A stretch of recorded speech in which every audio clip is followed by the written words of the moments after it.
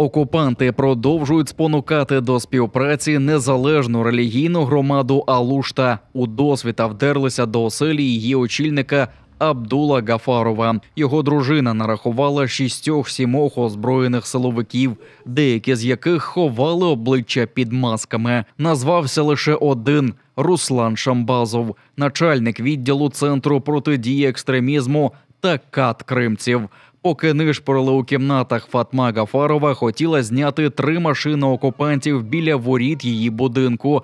Звідти, пригадує жінка, вистрибнули силовики і, погрожуючи автоматами, вимагали видалити відео. Мне не разрешали не ходить. Они сказали, сидите в комнате с детьми. Я говорю, я тоже возьму ребенка на руки, буду ходить, смотреть, что делаете. А они мне в грубой форме, зайдите в комнату, скажите своей жене, пусть зайдет в комнату, пусть сидит там. Оглянувши всі приміщення, окупаційні силовики знайшли пару книг з особистої бібліотеки Гафарова, буцімто заборонених в Росії. Голову мусульманської незалежної громади вивезли до окупаційного відділку в Алушті та склали адмінпротокол за нібито розповсюдження екстремістських матеріалів. Утім, схоже, найбільший начальник відділу так званого ЦП Шамбазов хотів особистої розмови з Гафаровим, щоб запропонувати поступитися громадою.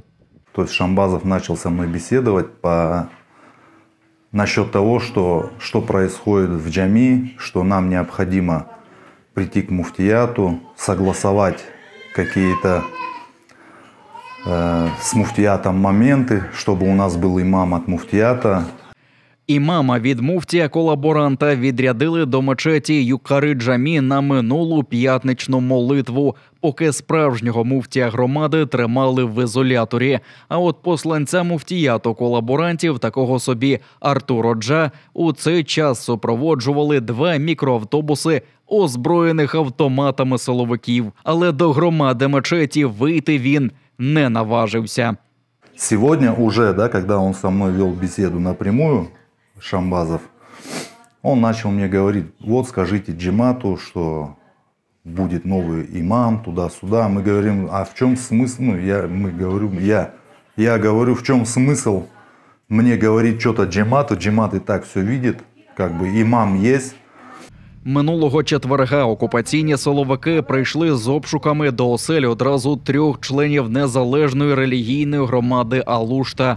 До окупаційної управи вивезли Вілена Усіїнова, Зінура Апазова та, власне, імама Юсуфа Аширова. За порожніми звинуваченнями кримцям призначили від 2 до 10 діб у буцегарні. Незалежна громада Алушта уже кілька років витримує натиск окупаційного муфтіяту та силовиків. Численні обшуки, арешти та звинувачення у нібито незаконній місіонерській діяльності.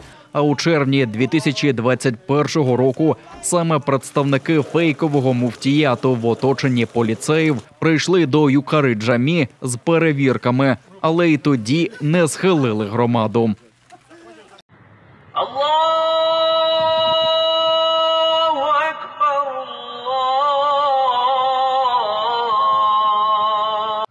Особливістю цього обшуку стала особиста присутність Руслана Шамбазова. Це колишній співробітник СБУ, який переслідував учасників Революції Гідності, а після окупації Криму присягнув росіянам.